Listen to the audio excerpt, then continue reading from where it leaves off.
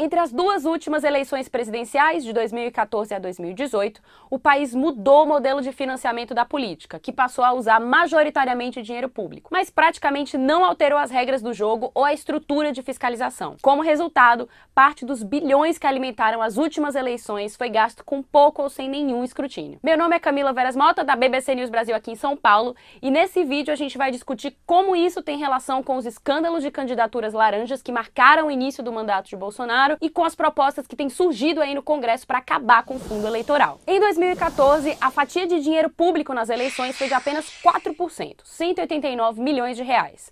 4 anos depois, essa fatia subiu para 69%, 2,09 bilhões. O que mudou? Nesse meio tempo, foi aprovada a criação do fundo eleitoral, que injetou 1,7 bilhão em recursos públicos nas campanhas, e os parlamentares votaram no Congresso um reforço para o fundo partidário, cujo orçamento mais que dobrou de 371 milhões para 888 milhões. No caso do fundo eleitoral, nem todas as despesas passam pela análise da Justiça. Como o volume de informações é enorme, foram pouco mais de 28 mil candidatos só nas eleições de 2018, a fiscalização é feita por amostragem e isso está previsto em uma resolução do TSE. Em geral, só as candidaturas vencedoras têm as contas verificadas. As estatísticas mostram que a maior parte dos gastos está de fato concentrada nos vencedores. Um cálculo feito pelo professor de Direito Eleitoral Felipe Lizardo mostrou que em 2014, os 7% do total de candidatos que foram eleitos concentraram aí 63% das movimentações de receita. Mas os escândalos recentes envolvendo candidaturas laranjas nas eleições do ano passado, em que partidos usavam candidatas de fachada para cumprir as cotas obrigatórias para mulheres e desviar os recursos para particulares ou para a formação de Caixa 2, mostraram que há casos importantes de corrupção que dessa forma acabam escapando da fiscalização do Estado. Especialistas em contabilidade eleitoral afirmam que a Justiça não tem estrutura para avaliar todas essas contas, mas ressalvam que a própria regulamentação do fundo eleitoral abre uma série de brechas para a corrupção. Ou seja, o problema não seria tanto o fato de que a fiscalização é feita por amostragem, mas a regulamentação frouxa. Um exemplo, a lei permite que candidatos contratem empresas de familiares. Isso mesmo. Ela também permite que fornecedores que prestam serviço para as campanhas subcontratem outras firmas. Qual o problema disso? Alguns dos casos de corrupção nas últimas eleições se aproveitaram dessa brecha. Uma gráfica, por exemplo, que claramente não tem infraestrutura para entregar os milhões em santinhos declarados na prestação de contas, alega que repassou o trabalho para outra empresa, quando, na verdade, o dinheiro foi desviado. No caso do fundo partidário, a avaliação é mais minuciosa. Os técnicos do TSE ou dos TREs olham cada nota fiscal apresentada pelos partidos. O problema? Isso leva muito tempo. Hoje estão sendo julgadas as contas de 2014 apresentadas pelos 35 partidos. Ou seja, há mais ou menos 3,6 bilhões de reais em recursos públicos ainda não avaliados pela Justiça. E o prazo de prescrição é de 5 anos. Aqui um parênteses para falar da evolução do fundo partidário.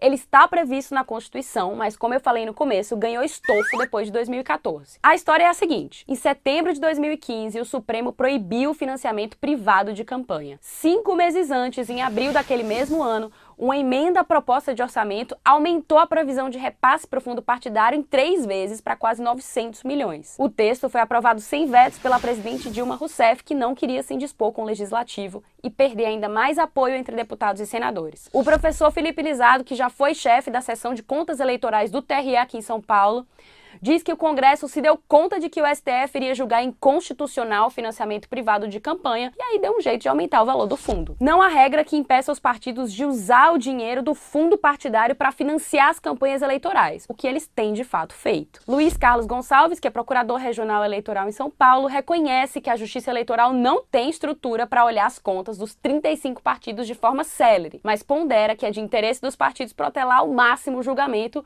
justamente por causa da prescrição. Nesses casos, a avaliação detalhada muitas vezes não tem efeito prático, já que os partidos não podem sofrer sanções por eventuais irregularidades, mesmo que elas sejam encontradas. E esse não é o único problema. A gente não tem um registro em tempo real dos gastos dos partidos, como acontece, por exemplo, nas contas de campanha, em que os gastos têm que ser divulgados em até 72 horas.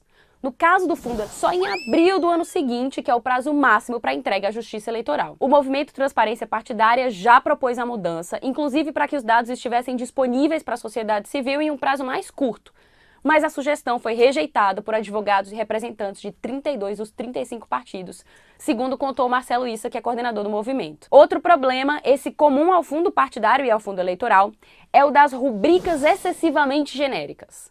Tipo, outros serviços técnicos e profissionais, ou dívidas de candidatos. Não tem como a gente saber exatamente em que o dinheiro foi gasto. No relatório sobre as contas dos partidos apresentadas em 2017, o Transparência Partidária apontou que 45 das 270 categorias de despesas presentes no sistema de prestação de contas anual eram desse tipo, excessivamente abrangentes. Juntas, elas responderam por mais de 17% das despesas totais dos partidos em 2017, mais de 120 milhões. Mas qual a solução? O fundo eleitoral foi criado como alternativa ao financiamento privado de campanha, que é pano de fundo aí de alguns dos maiores casos de corrupção da última década e que foi considerado inconstitucional pelo STF em 2015. Diante dos escândalos recentes, pelo menos 2 projetos surgiram no Congresso neste ano com a proposta de acabar com o fundo eleitoral. Especialistas avaliam, entretanto, que o problema da corrupção no sistema político não se deve necessariamente ao fato de o financiamento ser público ou privado. E não existe receita pronta. O International IDEA, que é uma organização sem fins lucrativos que tem uma base de dados com informações sobre financiamento da política em 180 países, diz que não encontrou o modelo ideal. Seja com dinheiro público ou vindo do setor privado,